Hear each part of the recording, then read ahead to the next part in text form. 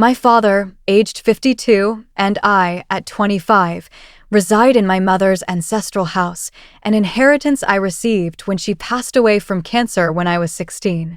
I share this space with my 3-year-old Cocker Spaniel, Moxie. Recently, my father surprised me by marrying his high school sweetheart, Steph, 51, whom he had been in contact with for nearly 2 years.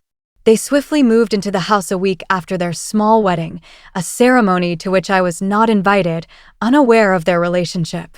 Steph, along with her twin stepdaughters, Lizzie and Lexi, fake names, both 20, and their 2 chihuahuas, Gucci and Hermes, relocated to our home. The twins attend a nearby state college, and my father proposed that they live with us to save on expenses, to which I reluctantly agreed, thinking the spacious 7-bedroom house could accommodate all of us. However, complications arose. First, Steph demanded my room, citing the need for space for her luxury items. I firmly refused, asserting my long-standing claim to the room. A compromise was reached wherein my father offered his closet space to her. Second, the twins had a habit of entering rooms without knocking, causing me considerable embarrassment during a work meeting when Lexi, wearing a bikini, barged into my office. Furthermore, their untrained dogs left messes around the house, endangering Moxie, who was often harassed by them. I found her injured one day, prompting my concern for her safety. To aggravate matters, family photos, including those of my grandparents, great-grandparents, my mother's family, and myself, were repeatedly moved without my consent. In a recent incident, Steph replaced these pictures with her own, causing a heated argument between us. She insisted on setting house rules, claiming it was her domain and implying I lacked proper upbringing due to my mother's absence. I could not tolerate her disrespect in my own home. Furious, I confronted her, asserting my ownership of the house and telling her unequivocally that if she and her twins refused to respect my boundaries, they could pack their belongings and leave. I reminded her, "Lady, you are living under my roof," affirming my authority in the situation.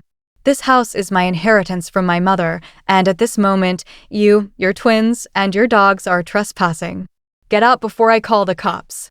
When my father returned home early that day after Steph told him what transpired, I explained my perspective. He mentioned that they were still adjusting to the house and that the move had been challenging for them. I shared all the issues I had been facing, but my father insisted that things would improve if we gave them time. I had endured their behavior and reached my limit. I firmly stated that enough was enough. He continued to defend them, so I made a decision. I told him he could either move out with them or stay, but he had until the end of the week to make his choice. Did I do the right thing by forcing my dad to choose between me and his new family? I had given them a chance, but disrespecting my mother's memory in the house where we both grew up was my breaking point.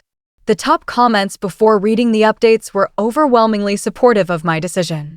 "Definitely yes, good for you," one said. Literally my first thought, nodding like, "Yes, good, they sound terrible." "Girl, you did what you had to do, and I would 100% do the exact same thing. Your father, on the other hand, needs to grow some spine. It seems like she's got him wrapped around her fingers. I doubt it was even his idea to get married without inviting you. If he ends up choosing them, just cut them out, no contact. You don't need that kind of toxicity in your life. Also, make sure he can't contest your inheritance regarding the house, just so they can stay there. You know people these days. I hope it turns out in your favor." Another comment read, "Don't put the secret wedding on a wife. Daddy Dearest dated for 2 years, hiding it so hard that you had no clue whatsoever. Even if this was her idea, he was totally in support of it. The amount of entitlement your father's wife and stepdaughters have is absurd. I'm so glad you kicked them out. As far as your dad, his behavior is also pretty terrible. The whole thing of, whoops, I got married, didn't tell you, and oh, by the way, can my new family move in? He is not showing any courtesy, respect, or honesty. I wouldn't be surprised if the wedding was the stepmom's idea, especially not inviting the daughter of the man you're marrying. Like, what is that? Here's a quick update. I've read through all your comments, and I want to express my gratitude for your support. It means a lot to me. I realize it might seem like I'm a pushover, and maybe I am. I just prefer avoiding confrontation and arguments. I'm not the type to engage in fights with someone.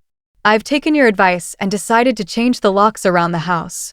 Unfortunately, the gate on the property is old and rusted, and it's been open for who knows how long. I can't do much about it at the moment. I've contacted the same lawyer who handled my mom's will to review if there are any loopholes or chances that my dad could contest it. I'll be meeting with her in a couple of hours. About my dad, he's a good man. He's worked hard to provide for me and my needs after my mom died. He's never asked me to tap into my money to help with living expenses or anything like that. He earns a decent amount as an engineer, around 6 figures, so I don't think he's after my money, but I could be wrong. I think he's just blindsided by the fact that someone still finds him attractive at his age. It didn't help that it was his high school sweetheart. I confronted him about his impromptu wedding and how he kept things from me. He said he didn't know how I would react if I knew he was dating his ex-girlfriend before he met and married my mom. I was upset, but I eventually got over it since he seemed happy having her around. I don't know the full story between them or if there's any bad blood between her and my mom to make her act out and disrespect her. Steph and her daughters are staying somewhere in town now. Frankly, I don't care to find out where. They have the means to take care of themselves, and if they run out, they can always sell their luxury bags. They seem to have so many that they require a whole closet just to store them. For those wondering about my relatives, my mom was an only child, and my grandparents left everything to her. When my mom passed away, I inherited most of what she had, and she also left some to my dad. My grandparents on my dad's side live about 6 hours away with my uncles and cousins, so it's just me, my dad, and Moxie here. Speaking of Moxie, she's doing well. She seems happier and enjoys the quietness around the house. I'll update again as soon as I can, but once again, thank you all for your support. It sounds like I'm safe, and I appreciate your reassurance that kicking them out was the right thing to do. I've taken your suggestions to heart and will be sure to keep anything sentimental or valuable to me locked up, just in case she comes back and tries to destroy some of my pictures or other items. This is indeed a great suggestion. In addition to changing the locks, I should document and keep records of everything with monetary and sentimental value. Keeping a video record, photographs, a ledger, or a spreadsheet of my belongings is a wise move to ensure their protection. As for the size of my property, it has indeed been in the family for generations. It's filled with a lot of history and sentimental value, making it all the more important to safeguard. You're right, there's nothing wrong with being kind, but sometimes you do have to toughen up and find your strength, which is precisely what I did. I plan to keep my valuables somewhere safe until I'm absolutely certain they are out of my life. If things turn sour, I may consider renting out rooms, but I'll make sure to have a proper lease agreement in place. You made a good point about evaluating my relationship with my dad. It is perplexing that he didn't tell me about his dating and marriage plans, but had no qualms about moving them into my house. It seems that he cares more about her than me, which is disappointing. I did have a conversation with my dad about his impromptu wedding and why he kept it from me. He claimed he was unsure how I'd react if I knew he was dating his ex-girlfriend before he met and married my mom. However, it does seem like he was more concerned about upsetting me over the dating part rather than moving a secret family into my home. In truth, my dad's actions reflect that he doesn't truly care about how difficult this situation has been for me. It's as if he values his wife and her daughter's feelings more than mine.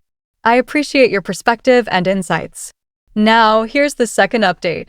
I spoke with my mother's previous lawyer, Amy fake name, about the issue on Saturday and inquired if there was a way to contest the will. Amy showed me the documents indicating that my dad and I had both signed agreements stating that we were in accord with what was left to us and that we wouldn't contest it in the future. She also advised giving them a 30-day notice to find a new place and move out to avoid legal troubles related to the inheritance issue. So, the inheritance matter has been resolved. On Saturday night, I was supposed to have dinner with just my dad, but apparently, a private discussion between a father and daughter became a family affair with Steph and the twins present. To cut short the misery, I informed them that I had consulted Amy regarding the house and other legal matters, and that they had 30 days to find a new place and move out. Steph tried to object, but I shut her down, suggesting that we all go to family therapy and take some time to get to know each other. I rolled my eyes at the mere thought. I firmly stated that it had been months since they moved in, yet they hadn't made any effort to be a family unless they needed something. I had had enough. So, I asked my dad if he was going with them or staying, indicating that his decision would determine which items he could take with him. He seemed confused, asking if I was kicking him out. I clarified that I wasn't, but wherever he decided to go, he would have to manage on his own. However, I made it clear that I wouldn't maintain contact if he chose to leave. Steph asked why I was evicting him from his own house, to which I replied that I inherited the house from my mother. There seemed to be a misunderstanding on their part, particularly with Lexi, who argued it would be difficult to move since they were in the midst of finishing the spring semester and finals were just a few weeks away. I simply smiled and suggested they find a new place swiftly. After that, I left the conversation. On Easter Sunday, I invited my boyfriend, his family, and my two best friends over to celebrate. My dad had been calling me, and my brother had been answering his calls, inviting me to spend the day with them. However, as far as I'm concerned, the only family I recognize now are my two best friends, my boyfriend, and his family. It was a wonderful Sunday filled with egg hunting games and a grand dinner, something I hadn't experienced in a long time. Everything felt just right. Currently, I'm in the process of meticulously documenting every item in the house worth over $500. I had some people over to assist with this task. All the locks have been changed, and I've only given a copy to my boyfriend.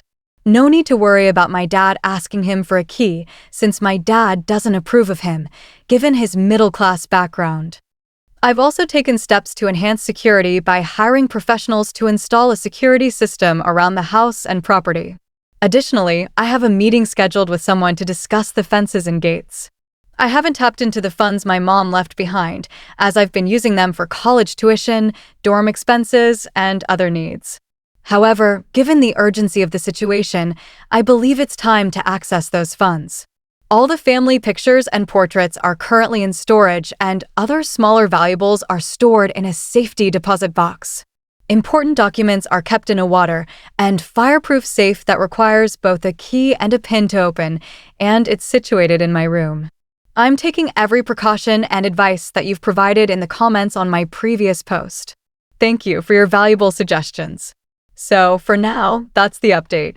I'm not entirely sure why my dad is choosing to be with them rather than me, his own flesh and blood. I've come to accept that, for some unknown or unexplainable reason, they are more important to him. It's challenging, as he's the only family I have left here, and I'm not particularly close to his side of the family. However, once they move out, I plan to cut contact with him. He's a grown man and can decide what he wants to do with his life. I appreciate all the support and well wishes. Thank you for your encouragement. You're doing a great job, and it's essential not to let your dad manipulate you or lie to get his way. He made his choice, and you shouldn't allow him to weasel his way back into your life. Don't be surprised if some emergency or crisis comes up in the future, as that's a common tactic some families use to regain access. Stay strong and true to your decisions. I cut ties with them 3 years ago. In the past month alone, there have been relentless attempts to drag me back into their chaos. First, there was the pressure to get tested for some unspecified issue when my grandpa needed blood due to a rare problem. Then, my grandma had a minor stroke with no lasting damage, but it was blown out of proportion. My sister wanted a divorce, and my parents were unhelpful, leaving me to handle the emotional fallout alone. Now, my mom is bombarding me with frantic voicemails about my sister needing support, all while my grandpa battles pneumonia or congestive heart failure. He's 90, his health is deteriorating, and I feel helpless. They paint me as a heartless monster for not caring, but every manufactured crisis has made me numb. They create emergencies, ensuring things can never get better, providing an excuse to stay in my life. I'm doing my best to document everything. You're absolutely right. These people will invent insane reasons to crawl back into my life.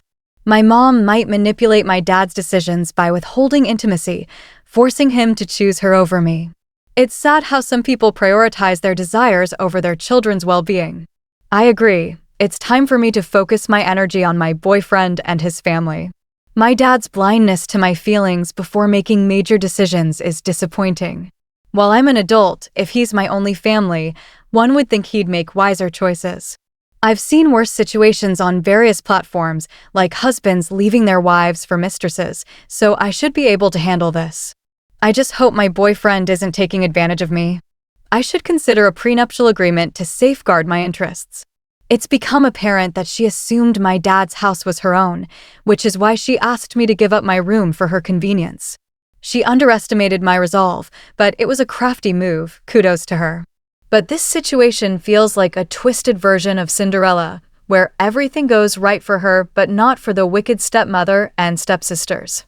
Boycotting contact after my dad moves his new family out seems necessary. He married her without considering my feelings, and he should have provided them with their own place from the start. Perhaps that could have salvaged our relationship. If he genuinely wanted to be a father to me, he should have stood up for me and his late wife against his new family's disrespectful behavior. Instead, he's shifting the burden onto me, and that's not how a parent should act.